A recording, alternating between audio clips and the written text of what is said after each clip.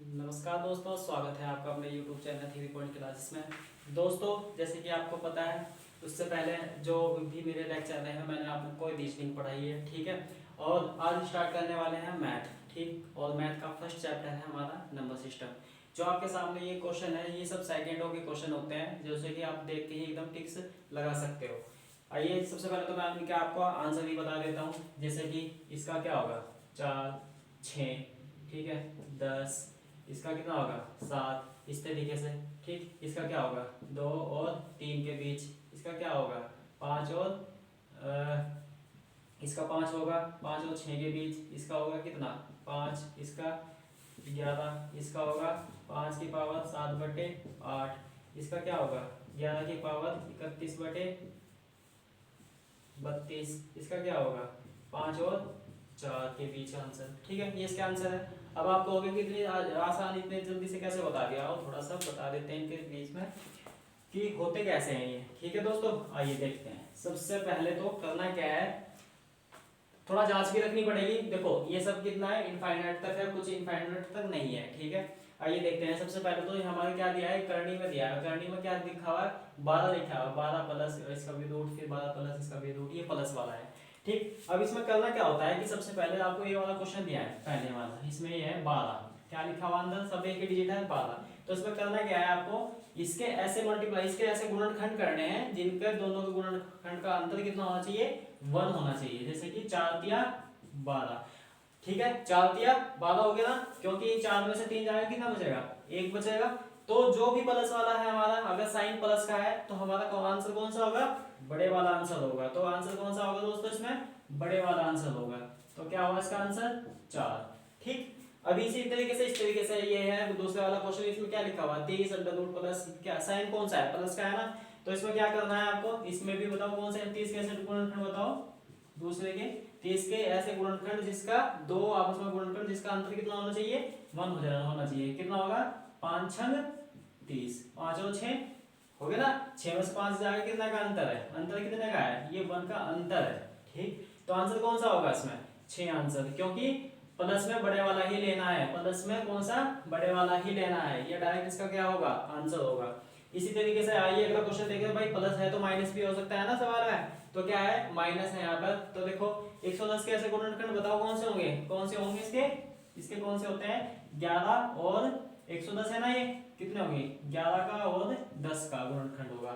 लेकिन ये कौन से वाला है, माइनस है, थोड़ा सा चेंज हो गया ना भाई, सेम क्वेश्चन है लेकिन डिजिट अलग है, और क्या है इसमें साइन अलग है। साइन कौन सा है, माइनस का साइन है इसमें, ठीक है। तो इसमें क्या होगा, जो छोटे वाला आंसर होगा आपका, छोटे वाली डिजिट होगी। भाई 10 में से गया एक, 10 11 में से 10 गया, कितने बचा, एक बचा ना, अंतर तो एक का ही है ना। हमारा दूर क्या कहता है कि दोनों के गुणनखंड जो होंगे वो आपस में उनका अंतर कितना होना चाहिए, 1 होना चाहिए, ठीक है ना।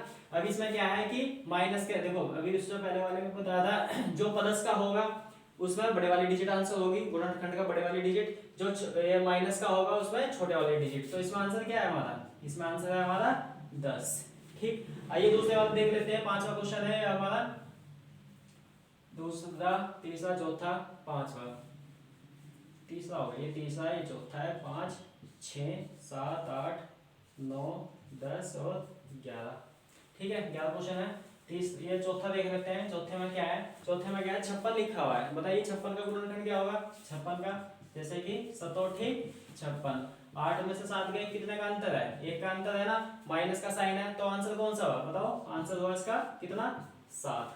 अब देखो ये तो ठीक है, इसका तो गुणनखंड हो गया। अब आप कहोगे कुछ डिजिट ऐसी भी तो आ जाती है जिसका गुणनखंड नहीं होता, जैसे कि 3 आई, ठीक है, 3 है। अब यहाँ पर देखो 5वां सवाल ध्यान से देखना, इसमें गुणनखंड क्या है हमारा 3, 3 के अंदर से गुणनखंड नहीं होते ना, होगा कोई बताओ क्या होगा भाई।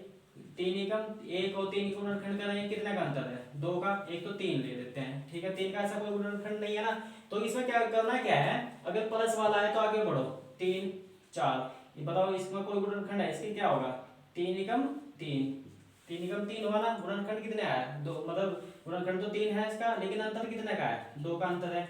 यहाँ पर बताओ 2 दूनी 4, अंतर 1 का नहीं है ना अभी भी। तो अगला ले लो 5, 5 में है किसी भी चीज का, वही होगा 5 एकम 5, कितने का अंतर है, अगर 5 में से 1 जाएगा कितने बच गए 4, यहाँ से 0 में से यहाँ तो कोई अंतर ही नहीं आया, ठीक है। तो अगली डिजिट कौन सी ले लेते हैं, 6 ले लेते हैं। ठीक, इसी की वाली वाली की बात कर रहा हूँ जो है ना रूट में 3 है हमारा। सबसे पहले तो मैंने 3 लिया, 3 का क्या, 3 निगम 3, 3 में से एक गया, 2 का अंतर है, लेकिन हम रूल क्या कहता है, 1 का अंतर होना चाहिए। इसी तरीके से 2 दूनी 4, 0 का अंतर, कोई भी अंतर, फिर अगले डिजिट ले ली मैंने इसी में चलते हुए 5 का, 5 में 5, 4 का अंतर है। अगला कौन सा आया, 3 दूनी 6, अंतर कितना आ गया, अंतर कितना आया, 1 का अंतर आया ना। तो हमारा आंसर क्या होगा, हमारा जो आंसर होगा दोस्तों इसमें वो क्या होगा, आंसर हमारा इसमें आंसर इसी तरीके से होता है आपका 2 और 3 के बीच। ऑप्शन में भी यही होगा, क्या होगा, 2 और 3 के बीच ही आपका आंसर होगा। ठीक है, तो क्या होगा इसका आंसर, 2 और 3 के बीच आंसर होगा। आइए दूसरा वाला देखते हैं, जैसे कि ये लिखा हुआ है, ये रूट 23 वाला है ना, छठा सवाल है हमारा रूट 23 वाला। अब इसमें देखो फिर से वही डिजिट है हमारी, लेकिन माइनस का है ना, यहाँ पर प्लस था, यहाँ पर माइनस है, लेकिन इसी तरीके से जिस तरीके से 3 के गुणनखंड नहीं होते, इसी तरीके से मेरे हिसाब से 24 का भी नहीं होता, कोई 24 का गुणनखंड होते ही नहीं, और जिसका अंतर ऐसा हो कि 1 हो जाए, बिल्कुल भी नहीं होगा। तो इसमें क्या करना है, इसमें तो हम क्या चले थे, आगे की साइड में चले थे, पहला क्या लिया था, 3 लिया था, 4, 5 और 6, लास्ट में आके में 6 के गुणनखंड मिल गए थे, 3 दूनी 6, 3 में से 2 जाके 1 का अंतर हो गया था। ठीक है ना, तो आंसर क्या हुआ था, 3 में से 3 और 2 के या 2 या 3 के बीच का हमारा आंसर होगा। इसी तरीके से इसमें देखो, इसमें क्या करना है, इसमें हमें थोड़ा पीछे की साइड में आना है, जैसे कि 23 दिया हुआ है, 23 में, अब बताओ 23 में तो होगा नहीं, 23 का तो कोई भी, ये तो अंतर है ही नहीं किसी भी चीज का, उससे पीछे आ जाओ, इससे पहले कौन सी डिजिट नहीं होगी, 11, 22 नहीं होगी ना भाई, 22 है, 11 के गुण, इसके 22 के गुणनखंड क्या होगी, 11 दूनी 22, अंतर तो है नहीं ना बिल्कुल भी भाई, एक का तो अंतर नहीं है। फिर उसके बाद आ जाओ, उसके बाद कौन सा है, 21, 7 या 21 होता है, इसमें भी नहीं है। उसके बाद कौन सा आया, उसके बाद 20 आया, मतलब 23, 22, 21 और 20 आया। ठीक है ना, माइनस में पीछे की साइड चलना है, और भाई जो प्लस था उसमें आगे की साइड चलना। तो 20 में क्या हुआ, देखो 20 में कितने के गुणनखंड होंगे, 4 के और 5 के, 4 और 5, क्योंकि 5 में से 4 जाएगा, कितने का अंतर आया, 1 का अंतर है ना, है ना 1 का अंतर। तो आप कह सकते हो इसी तरीके से जो आपका आंसर होगा इसमें क्या होगा आपका आंसर, ये होगा आपका 4 और 5 के बीच आंसर होगा। किस किस के, ऑप्शन में इसी तरीके से होता है दोस्तों कि 4 और 5 के बीच का इसका आंसर होगा। ठीक है, आइए दूसरे टाइप के कुछ क्वेश्चन देख लेते हैं। दूसरे टाइप में क्या होगा, जैसे कि ये दिया हुआ है आपको, देखो यहाँ पर तो प्लस माइनस थे, सब में प्लस माइनस है, लेकिन कुछ होते हैं गुणा वाले, मतलब डॉट वाले, ये डॉट डॉट डॉट डॉट, और ये कंटिन्यू डॉट डॉट होती है इसमें, इसका इनफाइनाइट तो ये भी है, लेकिन ये ऐसे कह सकते हैं कि ये प्लस माइनस और ये गुणा वाले हैं, प्लस माइनस और गुणा वाले। अब इसमें क्या होगा, गुणा वालों में सिर्फ जो अंदर होता है वही बाहर आंसर होगा। ठीक है, जो अंदर होगा वही बाहर आंसर होगा, चाहे डिजिट कितनी भी हो जाए, कितनी भी अनलिमिटेड हो जाए, लेकिन कंडीशन क्या होनी चाहिए, इसमें डॉट होना चाहिए। डॉट का मतलब गुणा, गुणा को कह सकते हैं डॉट डॉट डॉट, डॉटेड वाले में जो अंदर वही बाहर आंसर। इसी तरीके से यहाँ पर भी डॉटेड है ना, तो इसमें की भी आंसर क्या होगा, 11 ही आंसर होगा। अब ये देख लेते हैं थोड़ा सा, इसमें देखो जैसे कि 5 दिया है, लेकिन ये इनफाइनाइट नहीं दिया, इसमें फिक्स कर दिया, रूट 5 और रूट 5 एक दूसरे के ऊपर रूट है ये, लेकिन कहाँ तक है, 3 तक है, सिर्फ 3 तक है। इसको देख लेते हैं, इसको करना है, 9वां सवाल है भाई, इसको करते हैं। इसको करने का तरीका क्या है, जो अंदर बेस होता है ना, पहले तो उसको उठाओ। ठीक है, उठाया हमने इस तरीके से भाई, इसमें देखो इसकी पहचान क्या है, इसमें इनफाइनाइट तक नहीं होता। ठीक है, अभी इसमें देखो तीन बार दिया है ना 5, तो मैंने बेस क्या है मेरा, इसके अंदर बेस 5 है, 5 लिख लिया मैंने बार, और कितनी बार लिखा हुआ है, 3 बार लिखा हुआ है, तो इसकी क्या करना है, इसके पावर में लिखना है 2 गुणा 2 और -1, और नीचे एज इट इज करना है इसके 2 गुणा 2, मतलब कुल मिला के बात ये है, जितनी बार आप, ये 5 की पावर है भाई, ये टोटल क्या है 5 की पावर में लिखा हुआ है मैंने पूरा का पूरा।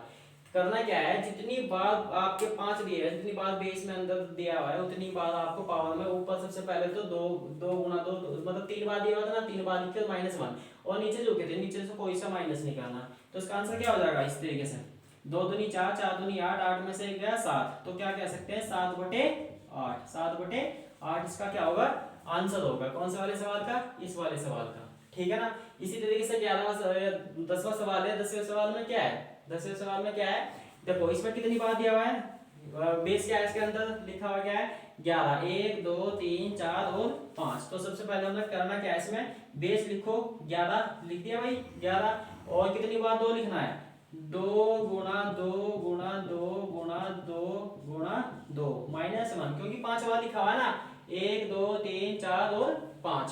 तो कितनी बार लिखा है हमने भी 1 2 3 4 5 और माइनस के 1 करने थे ना ऊपर, तो ऊपर माइनस के 1 और नीचे एज इट इज ही करने हैं, माइनस का 1 नहीं करना है इस बार। तो 2 गुणा 2 गुणा 2 गुणा 2 गुणा 2, 5 फिर कर दिया ना। इसी तरीके से इसे सोल्व करना है। क्या होगा इसका आंसर, क्या होगा इसका आंसर 11 की पावर 2 दूनी 4 4 दूनी 8 8 दूनी 16 16 दूनी 32 32 में से एक गया 31/32 इसका क्या होगा राइट आंसर होगा। ठीक है दोस्तों, इसी तरीके से एक क्वेश्चन ये दिया हुआ है, बताइए इसका आंसर क्या होगा। ये दिया हुआ 19 प्लस का है, ठीक है ना।